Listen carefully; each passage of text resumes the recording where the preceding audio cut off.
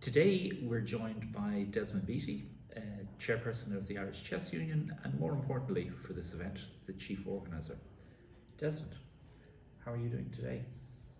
I'm doing well, Jonathan. And you? I'm grand, thank you.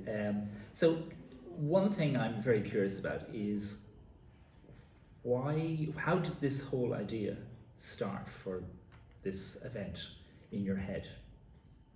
I guess. I presume you got some inspiration and decided to run this event, which meant you did an immense amount of work. And I'm just wondering where that madness came from. Thank you. I think you probably answered my question for me. My son Ross played lots of chess, junior chess, and so I started out as a chess parent. And indeed, I remember a conversation you and I had in the corridor of a hotel in Dublin near Euston Station in Kilmainham, when there was coaching on, and Ross had just been picked for the Irish team under 12s, which went on that 2 months later to be the winning team, the first Irish team to win the Stokes Cup. And we had various conversations about various initiatives in chess while I was still a naive and foolish parent. Anyhow, from there, I volunteered to organise the Glóney Gilbert International 2015. So in that sense, the idea for this evolved from doing that in 2015. And I'd noticed that my predecessor, Pat Fitzsimons, had organised 2 Glóneys before that. And I kind of figured that, if you're going to do one and you're going to build up some experience, you do the second one. The difference between the two was that the first one had 4 countries, England, Ireland, Scotland, Wales, so that was 80 players. Yeah. And the one in 2019, which we organised in County Louth, had 6 countries, so 120 players. We added the Dutch and the French. The French, yes. Which made for a much stronger competition. So, having organised the 2 of them, I also then noticed that Ireland didn't organise that much on the international stage. We've got some wonderful weekenders which attract some top players from one of the top 10 in the world. Wesley So came over to play in Bunratty one year, and other grandmasters have visited. I had a wonderful experience in Kilkenny with some of the French grandmasters that come over to play. But we don't do any of the formal European or World Championships. That Ireland, I don't think, it ever organised one of them.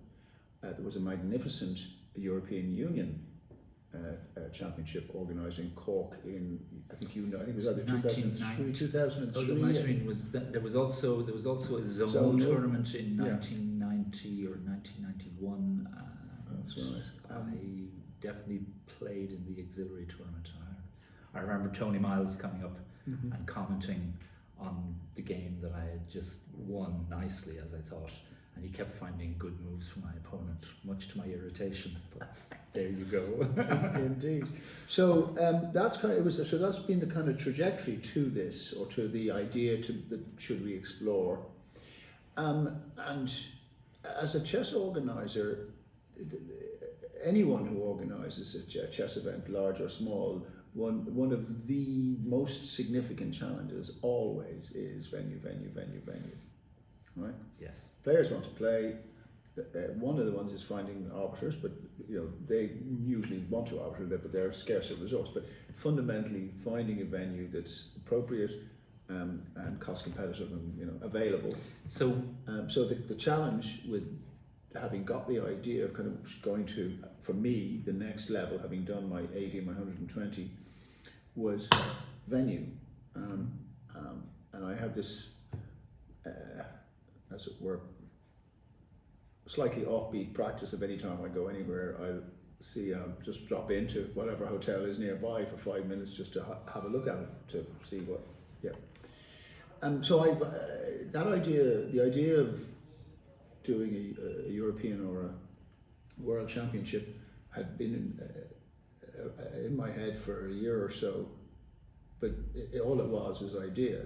I mean, as someone once said to me recently, vision minus traction equals hallucination, which might speak to the madness you referred to. Maybe, but so see, did you get the idea to have it in Limerick first and then UL, or did you see UL and you just thought this is where it should be? Au contraire, they rang me. So I knew I had a venue partner, at least obviously subject to qualifying them. You know, that was an event I was arguably waiting for. I mean, if we accept that, you might say, luck is the intersection of the opportunity and the willingness and ability to notice and take it, that was a moment of luck, because here was Dean, who was the man from University of Limerick, looking at different sports and saying, oh look, chess. I'm sure he looked at other sports, but he said, oh look, chess does European and world events. Why wouldn't Ireland, and in particular, why wouldn't Limerick University, or why wouldn't? So he was clearly on an outbound campaign, and obviously I was waiting to find a venue partner. I had pushed out a bit. Right. But of course, if you're kind of going, please be my venue partner, you don't know how motivated they are. Whereas if you get an inbound, I knew that here was someone who wanted to get something novel, something different, something different. And that was that's how the vision began to get traction. That was the first moment of traction for this event. Were they aware that we had organised the Irish Championships, I think in 2012 here in UL? I don't know whether they were aware before. Okay, that. But, yeah. I probably might ask him anyway. Because I do. He's somewhat entrepreneurial, and he's now 4 years later since we started. He's now he got himself a licensed premises, I think 2, that he's now building up. Okay, so anyway, so we have the venue, and University of Limerick really want to be our partners. So that would, like, in another 3 days, this event will be over, hopefully very successfully. So far, we've had very few hiccups, and any we have had, you've gotten over. Well, the challenge of an organiser, you will always have the hiccups. The question is, hopefully, they're ones that can be dealt with. The first thing that happens with a plan, as soon as you actually start implementing it, is it changes. And so it is about having the resources, and some of the key resources I have is such a wonderful team of volunteers, as Jess remains entirely voluntary, which have allowed me to lead it. In fact, has supported me. So any things that have come up, I'll do that, and people taking ownership and going and just making it happen. Because in fact, there was an interesting little moment a few days ago where, even though it wasn't the chief organiser's specific responsibility, because it hadn't been thought of, nobody else was there to volunteer to step in. So I did it. But of course, the point is that's only happened once or twice because there's such a wonderful team of volunteers here. And so that's kind of how it works. If you haven't thought about it or organised, you've got to do it yourself. Yes. Yeah. So anyhow, so we had the venue partner and the national governing body, the Irish Chess Union, and so now it's a case of framing, understanding the rules of the bids and the rules of the event, and understanding who we might be bidding against, and then putting all of that together, including doing a whole series of, as it were, dry runs through all of the different cost elements in terms of numbers, and doing the maths and working out where to pitch. And that took us, I want to say, a good 2 years, maybe a little longer. I am trying to remember whether I was first contacted in 2019 or 2020. It might have been 2020. because I think it might have been a lockdown activity, in that if I'm not running events, I'm going to have to find new events for afterwards. And indeed, our initial target was the 2023 edition of this event. But suddenly the call for bids disappeared on the European Chess Union website, because of the pandemic. Fair enough, yes. And then we were waiting for the 2023 to come back up to be bid, and we found that, it had already been filled. But of course, it had been filled by the person who'd won 2022. Yes. And cancelled. So that's that's perfectly fair. And so we went, okay, let's bid for 2024. So we put together our bid, and we submitted it in April 2022. And we had, and I went on a reconnaissance mission to the 2022, to Rhodes, to Rhodos. And I went on a reconnaissance mission where I met with both the executive of the European Chess Union, but also one of the most experienced organisers of events like this. His name is Nikos Kalisis, and again, I'm very grateful for his advice and information through the year, through the whole period. So anyway, that was the reconnaissance. We then had a visit here, and indeed I remember coming into this room and all the rest of the building. We walked the legs off ourselves looking at everything. In fact, as I joke, we probably walked further inside this building exploring everything than we did on the rest of the campus. But anyway, we walked all day. And that was with the chairperson of the ECU Events Commission. Yes, Paris days. Yeah. And so Paris and myself spent 2 days, a day and a half here, and he wrote his report, he took photographs and so forth. He flew off to go to the next venue, and the next venue he was on a tour, and then he produced his report, and then I went to Thessaloniki for the European Chess Union General Assembly 2022, which was in July. And you schmoozed and you shook hands and you... I wouldn't know any of that thing. I did talk to people, and, of course, and they were aware. But you basically you sold us very well. We were I let you judge that. But I mean, suffice to say, the bid was well received.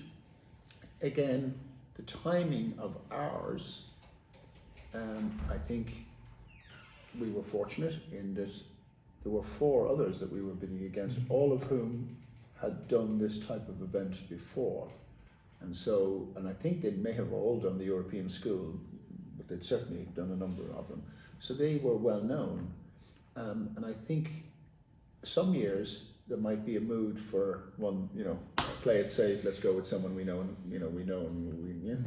But I think the mood that year was perhaps, it's time to perhaps go with someone who's up, who's not brand new, because of course the track record from doing the 2 Glornies, and indeed I didn't mention earlier, but we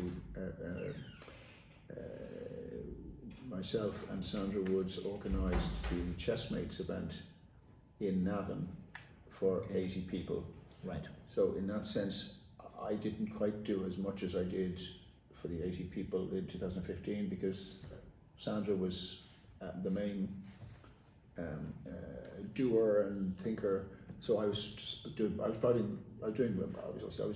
work I was doing, but I was providing the thinking, or rather the experience, I beg your pardon, for that. So anyway, so I wasn't a completely novice organiser of international events, but I was certainly a first-time bidder and a first-time European Chess Union event. What would you say, what are the useful qualities that any organiser should have to be able to pull off a successful event like this?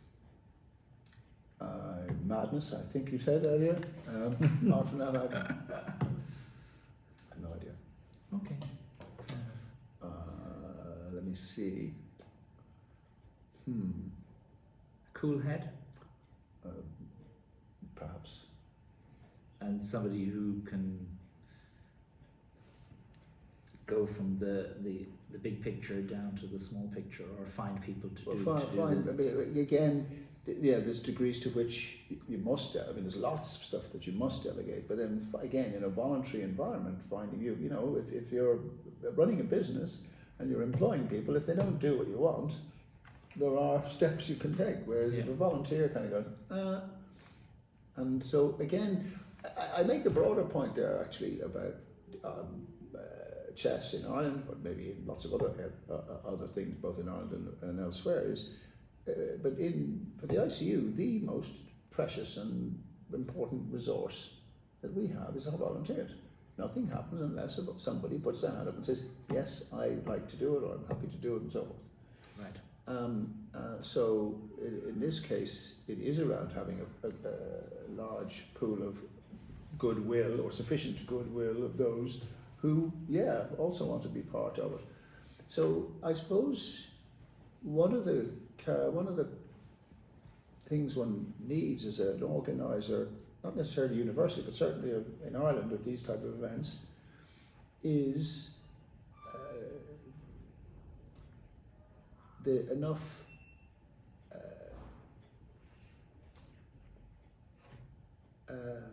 enthusiasm, if that's the right word, to encourage and make people want to and make people have the feel event, valued. make people feel valued. Yes. Because why are they doing it? Why am I doing it? I do it because I think it's a wonder. I'm very much into seeing the young people not just develop as chess players, but to give them the opportunity to meet each other and make friends. We were talking about this earlier to the television people. So that's why that's why I chose this event. Mm-hmm. Right? Because again, when I spoke with our venue partner, University of Limerick, it was, well, which of these, there's a long list. And I said, well, of course, we're not about to bid for the World Championship, nor are we about to bid for the European Youth Championship, because, for obvious reasons. Obviously, you'd want to have a very experienced and a professional team and so forth. So we looked at, there was different ones. There was the seniors, there's the amateurs, there's some teams, there's a corporate. So the other one is time of year. So of course, this venue is only available from late May, when the students have left. The undergraduate body have gone until about mid to late September, so late August, early September. Yes. And so if you look again at the calendar for either World or European, there are natural slots in those calendars, and so the best fit, and I was convinced then, and I feel convinced and vindicated now, that this was the right event for the right people for us as a novice team to organise. And I think, as I say, that's why, perhaps one of the factors in terms of why we won the bid, because it was this event, not another one. The others had either done one before or done something similar, so therefore they went. And we won on the first count. I mean, it was five people, 5 things, and we won over 50% on the first count. So, final question. Will you do another one? Seeing that we have a venue, we have experienced people, volunteers to help run it, and we've gained experience from being involved in that. So it should be easier the next time. Maybe I shouldn't say that word. Well, do you know anyone who might like to volunteer? I will, of course, be happy to help out.